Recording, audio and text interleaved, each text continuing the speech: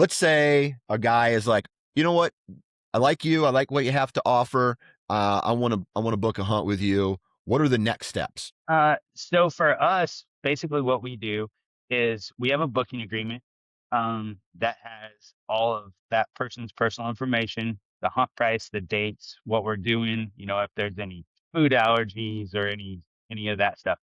We will have that hunter fill out the booking agreement for each hunter and submit a deposit. And if it's in the year of that the hunt's going to take place, we will Yep. also take the license fee because Okay. I personally apply for all the license. Gotcha. So basically, we'll have date at that point. We have dates, we have a contract, we have a deposit. Everything's completely ready to go until the draw results come out. Gotcha. And so you help with applying for that, correct? Yeah, Okay. I personally take care of all those applications. Okay. Awesome.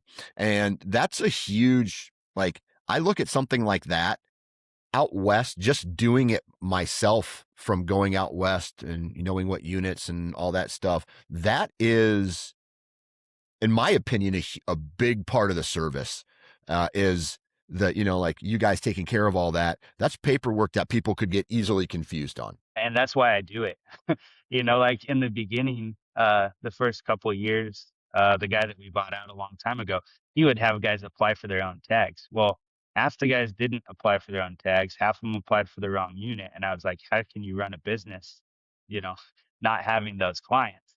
So it's much easier for me. They do have an outfitter portal that the Wyoming Game and Fish can use. So it's super fast for me.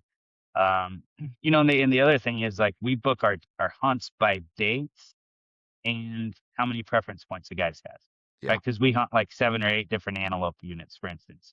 Yeah. And so he's like, "Hey, I want to hunt the first week of October." Well, we have 6 different units that are open then, So then I would say, okay, well, this guy has 3 points, so we're going to put him in this unit. So people don't even necessarily know which unit they're going to hunt; they just know that they're hunting at that time. But to be fair, all those units are essentially divided by one county dirt road. You know Yeah. what I mean? Yeah. Okay. So So, after you fill out the application, let's say they do draw. How do you? What's the communication coming from you guys to them saying, "Okay, guess what? You drew. Now it's time to do X. What's the next step?" so my wife, she really takes care of all that. So we get the draw results, and she sends out an email invoice to each individual hunter. Said, "Congratulations on your draw. Um, your balance is this. This is the tag you drew. These are your hunt dates that we had already talked about." We just asked people to bring their balance to 50% at that point.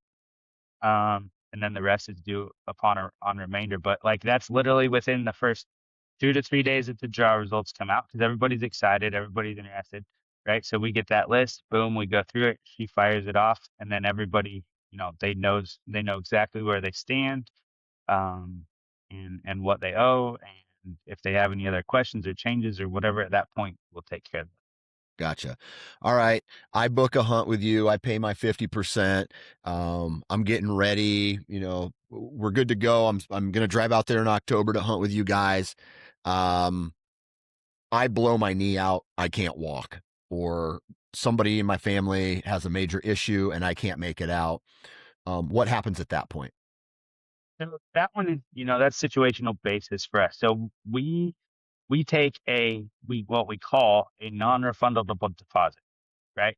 And the reason that we do that is because that way everybody knows up front that it's non-refundable, but it also gives us the ability to refund it in the event that we see that it's necessary, right? Gotcha. So generally what we'll do is, in a situation like that where you have an injury or whatever, the Game and Fish will give you your money and your preference points back because of that scenario, Gotcha. right? So if the Game and Fish is willing to do that, we will either refund your deposit, or more than likely we'll kick it back to the next year. Gotcha. Yeah.